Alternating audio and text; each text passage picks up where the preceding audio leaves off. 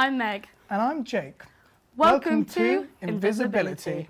Now, you may be wondering what our show is all about. Luckily for you, we're not turning invisible. You will still be able to see us. We mean invisible in the context of invisible disabilities, what they are, who they affect, and why it's important to not dismiss them.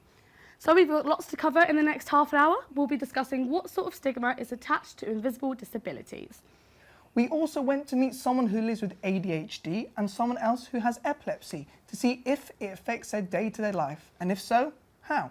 We'll be updating you with the latest news articles featured around invisible disabilities. We'll be speaking to Natty Long as well to learn more about anxiety before posing the question, is technology being used as a blanket for anxiety in social situations?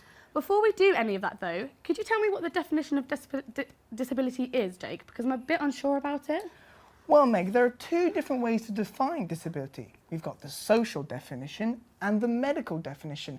They are very similar as they both define it as a physical or mental condition that limits a person's movements, senses or activities. Well, what's the difference? Well, the medical definition makes it seem like people that are diagnosed with a disability are completely limited, and it's like they're given a label of some kind. Whereas the social definition is like this. Yes, you may have a disability, but you aren't limited in any way. You aren't at a disadvantage. I sort of get what you're saying, but can you give me an example or something? Well, for instance, let's take an amputee. Medically, they're told that you cannot walk. But in fact, there are opportunities for them to do activities that medically able people can do. But surely not all disabilities are physical. The definition may mention that disabilities can be psychological, but it doesn't really explain what this means either. You're right, it doesn't, and I suppose that's just a reflection of modern society. It's not good. So am I right in thinking that just because you can't see disability, it doesn't mean it's not there? Yeah, exactly, because, for example, you could know someone who has autism, but have no idea of the troubles they're going through or the difficulties they're facing. As you said, just because you can't see it, it doesn't mean it's not happening. So it must be hard for people to explain their disability when no one can see it, and surely that would mean there's a bit of a stigma attached to it? Oh, definitely. Each disability is unique, and each person may deal with it differently, which can sometimes mean that people struggle with understanding and interacting with people in situations, and then because they don't know how to deal with their confusion, they can sometimes react aggressively or be quite hostile. Now, we went to chat to Poppy about her experience with epilepsy and whether she thinks there's a stigma attached to it. Here's what she had to say.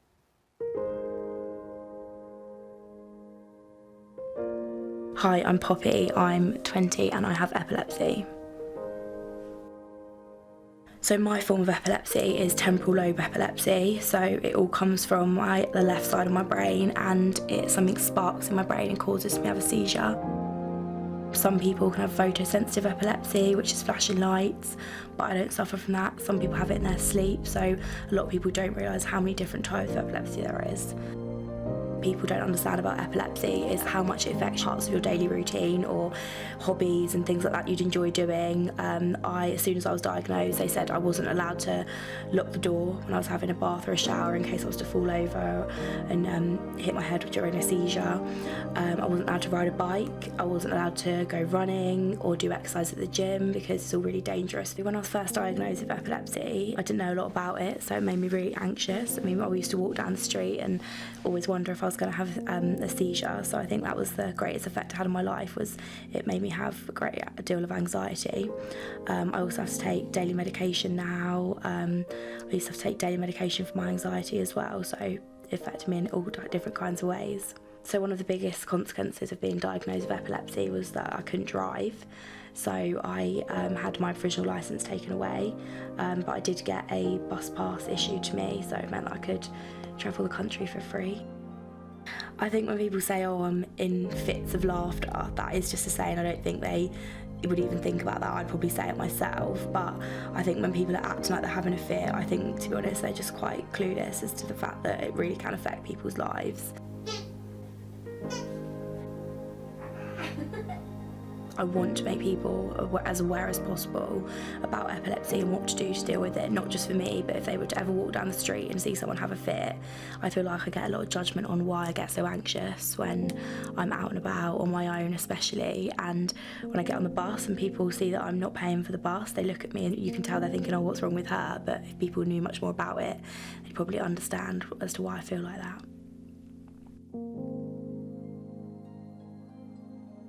I don't feel like my epilepsy and anxiety holds me back anymore. Now I'm sort of used to having to live with it. I had no idea how much someone could be affected by a hidden disability. Yeah, same. It's so easy to judge people and assume that they don't have a disability just because you can't see it. But as we saw in that video, that's definitely not the case. You know, a lot of people with hidden disabilities tend to avoid discussing their troubles with friends or colleagues because they're worried about the stigma attached to it. Really? Why? It's usually because people are scared of being discriminated or being treated differently. That's awful. No one should be made to feel that way. I think one of the main reasons there's a stigma attached to hidden disabilities is down to society's lack of knowledge on it. And it seems to be a bigger problem for those who are young or have only recently been diagnosed with a disability, according to research. I suppose that makes sense. They might be less equipped to deal with any judgment because they've had less experience with discrimination than an older person or someone who's had a disability for a while. And hiding it doesn't only affect your mental health and well-being, it's been proven to make you physically ill as well. Wow, seriously, it's quite worrying how much stress from hiding your disability can actually affect you. I know, it's important that people are aware of these things. No one should be made to feel different because they have a disability, whether it be obvious or not. Definitely. Well, should we move on to the next part of our show? Let's do it. Although, do you mind moving up on the sofa a bit? You know, we're a bit wonky. Sure. Sorry, I'm just so OCD. I just like things being, you know, straight and tidy. So you have obsessive compulsive disorder? I didn't realise you'd been diagnosed. Oh no, I haven't, but you know what I mean.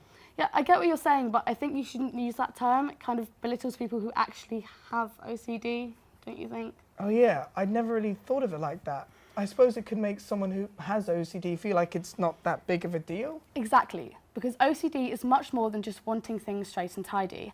It's a mistake that many people make though. This would actually be a good time to show you the video made about OCD.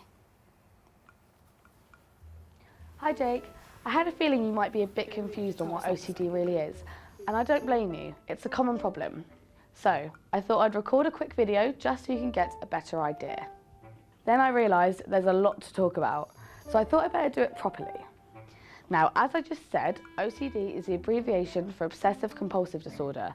It's called this because of the obsessive thoughts and compulsive behaviour that people with OCD experience. Also, you might not know anyone with OCD, but it's actually more common than you might think. So much so that it's even considered the 4th most common mental illness in the world. Now, there's many ways in which a person can be affected by OCD. It's not a one symptom fits all kind of thing. The way OCD works is that the person gets an obsessive thought that they can't stop, which then results in a compulsive action. They can often feel trapped by this thought and start to panic if they can't carry out the action. The panic is then usually temporarily relieved once the action has been carried out, until the thought comes back. There's an endless amount of thoughts and behaviours that are linked to OCD, but just a few examples are washing their hands more than necessary, because the person will fear being contaminated by germs or dirt. Locking doors and windows or tapping because of the fear of losing control. Now, just because you have an obsessive thought or perform a compulsive behaviour, that doesn't automatically mean you have OCD. This is a common misconception. The one way to be diagnosed is to visit your GP, who will then refer you to a psychologist. They will then help you decide on the best course of treatment. Another misconception is that the only way to treat OCD is to use medication. A lot of people do use medication. Antidepressants are the most commonly used, such as sertraline or citalopram. But there are also many types of therapy where the positive effects last longer. By taking part in the likes of cognitive behavioural therapy, counselling or exposure and response prevention, the person suffering with OCD almost rewires their thoughts so that in the long term they have a different outlook on life and a different thought process. I hope that helped. See, there's so much more to OCD than most people know. You're totally right. I'll definitely have to watch what I say in the future. And not just for phrases concerning OCD, but other disabilities and illnesses as well.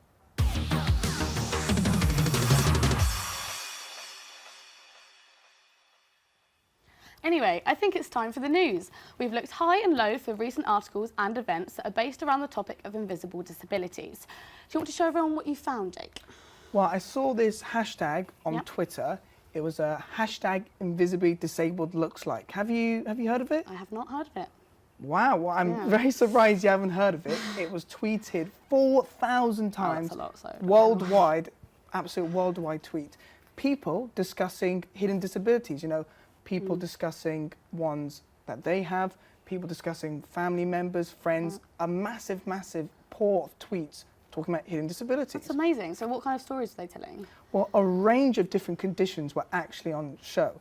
So we had physical disabilities, we had mental disabilities, sensory disabilities, neurological Wow. disabilities, I know. Jeez, it's a lot. And quite a lot of them know physical signs, but still very frustrating some of the things they have to go through on their day-to-day lives. For example, I saw someone who posted a tweet who said they have epilepsy. And something that sort of irritates them sometimes is the fact that sometimes they can't go to the cinema or watch a movie with maybe their friends or their family because a part of the movie has something that could make them have an episode. Yeah. So they sometimes feel left out. You know, small things like that, Yeah. or even big things like someone can't go outside maybe. Just throwing out there and letting people know that no matter how big or small, sometimes I've got to go through something because of my disability. Yeah. But in a way, that was really empowering. Yeah, exactly. Because they were going, well, I've got to go through this, but I'm doing it, and it's my life, but I'm going to get on with it. I thought that was absolutely amazing. And they've got people to talk to as well, like from all around the world. Exactly. So how did they do that? Did they do that like through selfies and pictures, or? Exactly, yeah. Yeah. Selfies, pictures, you know, some people just writing the text, some people screenshotting text, and they had an absolutely overwhelming response from the Twitter community. So many people getting involved using the hashtag. But what I found quite interesting was that it was not only people with disabilities talking amongst themselves, discussing, giving advice and stuff like that, but other people who don't have the disabilities getting involved, tweeting, replying, getting it out there, and just discussing and finding out more information and giving advice, and just so more people know about it, you know, people discussing frustrations and the false perceptions. Yeah, it's just giving them a voice as well, which is Exactly. really amazing. And in the same article I read this in, the World Health Organization actually stated that a massive 75% of disabilities aren't physical. Really? Yeah. So it was interesting to see so much of that. I reckon not a lot of people know that as well. Exactly. And we'll have the link to the screen, and go ahead and tweet the hashtag and look if you want. What have you found, Meg? So The Guardian posted a 360 video of a girl called Layla, and Okay. she's basically at a family party, and she's been diagnosed with autism. And Okay. basically it's just her experience of the family party and how she's dealing with it. So her dad basically takes her headphones out and he's like, oh, come on, get involved. And she's there and she's taking in all these sounds, all these new people. She's even looking at the food touching. She's like, that's not right. Like, she's really finding it uncomfortable. And the older people don't really understand it. And they're kind of looking down on her thinking that she's just being rude.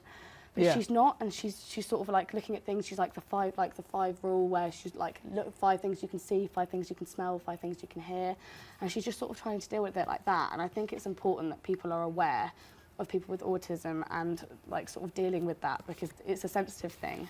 Where can we find that So video? that will be on The Guardian, it'll be on our Twitter page, and the link will Okay. be on the screen as well. Brilliant. Okay, well, thanks for that, Meg. I think I'll definitely have to give that video a watch after the show. Now, don't go anywhere. We'll be back after a short break.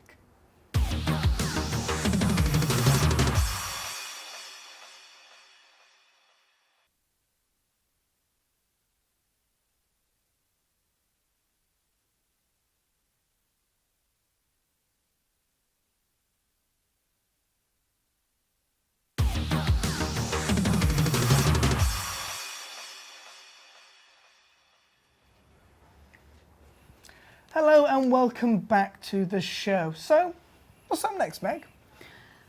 Well, Jake, next up we're going to talk a little bit about attention deficit hyperactivity disorder, or more commonly known as ADHD. Reports show that there has been a significant rise in ADHD diagnosis in both children and adults over the last 10 years. Obviously, we're not experts in the topic of ADHD, so we went to see student JD, who taught us a little bit about the disorder. Hi, I'm JD, I'm 19 years old from Milton Keynes and I have ADHD. When I was 7 years old, I was diagnosed with ADHD by a child psychiatrist. That was like the age where I was having so many issues at school and interacting with people, like I would just flip out of nowhere. What I mean by when I say flip outs is my emotions are on a whole other level. So if I react badly to something, I'll feel it a lot more. It will be like I'm a completely different person. It'll be like Hulk, like turning into something that you won't even recognise and I don't even recognise, and like when I think about it, it's embarrassing, but like I've got to understand it's not something that I can always have control over. Having ADHD at university, because I'm doing a course that I'm interested in, a lot of the time it won't affect the work that I'm doing. But if I find myself struggling with something, I will just be like, no, I can't do it, and I'll just push it out of my mind. Or like if I've got like a deadline, I'll leave it to the last minute because I can't concentrate on it. With friendships, it's fine because they understand, like, because they're friends with you for who you are, so it's fine. But when you get into relationships, I don't think like they understand, like if I have like a flip out in an argument or I overreact at something, they won't understand why I'm being like that. So with ADHD, it's quite useful in some situations, especially if I have to get work done and it's something that I am interested in. I can literally just get it done, and my reading age is just, it was like a lot higher when I was 10. I had a reading age of a 16-year-old, so English was easy for me. Film studies that I did, when I found that I had an interest in it, I was top of my class. I was getting A's in everything. When I was younger, when I first got diagnosed, I was put on medication for my ADHD, which I did stop taking about a year after. And from then on, like, I sort of learned not to rely on them. So you learn to cope with it yourself, which I kind of see as like a good thing.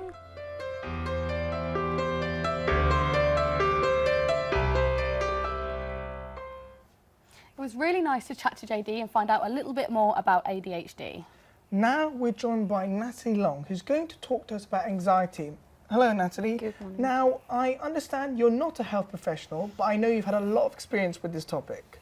That's right, yes. So could you explain what anxiety is? Yes. The first thing to say is that it's perfectly normal.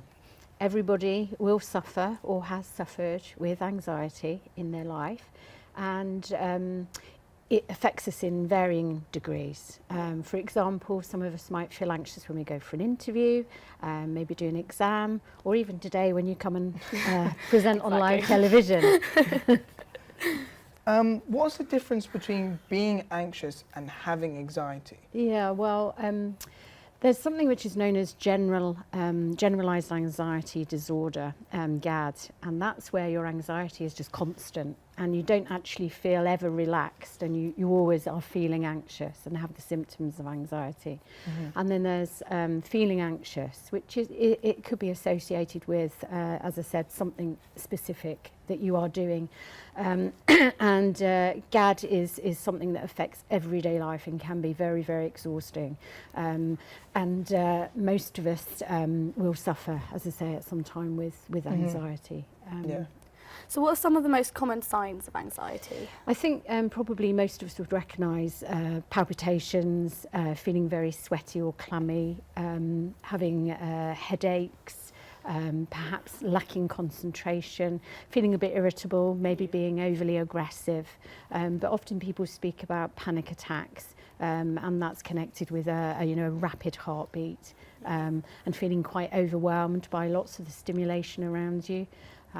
So those are the main sort of symptoms. Yeah. Do you feel like more people are being diagnosed with anxiety now? I think the latest uni health stats would suggest that yes, more students, certainly in university settings, are suffering more with anxiety. I think the stats have gone from 2015 at 78%, and we're now on about 82%. Wow. One in 5 students perhaps would have suicidal thoughts, which is quite a scary statistic, and also 45% of students would suffer with some form of depression. So worrying the only 25% would actually get some help. That's the important, part of it. Yeah. So yes, I do agree with you, Jake. There is a rising trend of more and more people suffering with anxiety. What factors do you feel contribute to this? Well, I think if I think about a student particularly, as I say, everyone will suffer, I imagine, with some form of anxiety. But as a student, it can be very difficult when you move away from your support setting. So, mums, dads, grandparents, friends, loved ones, particularly when we have a high proportion of students who aren't home students, so they're not studying in their hometown, and they may be coming from abroad. So you have massive change in somebody's life will affect perhaps whether they deal with that very easily. You have financial worries, maybe studying, the whole process of studying, it could be quite new to you. And friendship groups, social environments, because some people do suffer with anxiety because they don't cope with social situations very easily. And what I haven't mentioned is anxiety can be associated with other conditions. So you've mentioned OCD today, social anxiety, post-traumatic stress disorder, so a previous experience in life that creates anxiety, or phobias. Those sorts of things. Have you got any tips for people that suffer from anxiety or begin to feel anxious in some situations? I think my own personal tips are that you really have to just take a moment to breathe. It's really important that you breathe properly, so breathing through the nose and making sure that you actually breathe using your diaphragm, and it's a really, really good way to just lower the heart rate, and get yourself back on track. Counting backwards from 10 is also really useful, just taking a moment. And often I've heard of how people ground themselves, so they stop and they try to focus on something completely different for that moment, and that can be very helpful. Exercise is really good, thinking about your diet and your sleep pattern really helpful, and just accepting that it's okay to have anxiety. It is okay, and I think I always say to my students, life is really like being a pro surfer. You're going to be hit by some really huge waves and you're going to fall off your surfboard, but you always have to try to climb back on. And sometimes we don't feel we're able to do that. And other times it's, you can just stay up on your surfboard and you're surfing and it's all great. But, life can be quite hard at times. Well, thank you very much, Natalie, You're for joining welcome. us today. It's You're good to hear from someone who has experience on the topic. And those tips can be used for anyone who feels anxious or flustered, really. You don't need to have an anxiety disorder to use them. Now, we want to look into the link between anxiety and technology. Well, we posed the question, is the rise in technology helping people when they're alone or anxious, or in fact giving them a blanket to hide behind? Jake headed over to the Eldon building at the University of Portsmouth to hear some students' opinions on this matter. Mobile phones, they're all around us. We all have one. Computers in our pockets. But do they do more bad than good? Today, I've come to Eldon building at the University of Portsmouth to see if students think that technology is helpful when dealing with anxiety, or whether it is actually making it worse. I'd say like a lot of the time if, I'm with a group of people or if I'm just, standing around, like sort of talking to people, I will often find myself sort of like get my phone out and sort of straying away from conversation every now and then. I will admit it's quite a bad habit of mine. Yeah, we've grown up with phones. I've had a phone my whole life really, so it's just standard. I've always known it to be there, so it's something that I always go to. I guess it's very personal and individual. If it helps you, then it's good for you, but if look around and feel the environment rather than just looking into your phone, basically just unlocking your phone every time just because you're anxious. It's like an extra limb. It's a bit scary really. If you're without your phone, it's like you're without your arms, so it's scary. Because people have different ways of making themselves feel better. So I guess like now the method is technology. If I find something that's a little bit awkward, then you can escape to your phone. As we saw from asking all those people those questions, everybody had a different answer. Some people, yes, they do use their phones in social situations when they're feeling a bit anxious and they don't know what to do. But some people use their phones because that's all they know. We've had our phones for so long now, they don't know how to function without them. So there isn't really a clear answer. Back to the studio. Well, it looks like we've come to the end of the show. Personally, I've learned a lot today, and it's important to know that not all disabilities are physical, and we should be more open to talking about them, as opposed to pushing it to one side just because we don't understand. Yeah, I've definitely taken a lot from today, and I hope you have too. Thank you so much for watching, and goodbye from us in the studio. Take care. Bye-bye.